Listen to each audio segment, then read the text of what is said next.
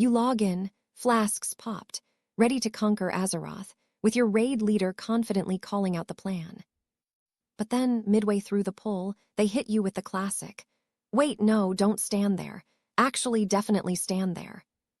After a swift wipe, the silence is deafening, broken only by, okay, so who pulled the boss before I finished explaining the strategy? Turns out, they pulled, or completely forgot a key mechanic. You swear the boss itself is probably confused, too. So you hit Release Spirit for the 5th time, knowing that some raid nights, the real boss is just pure confusion.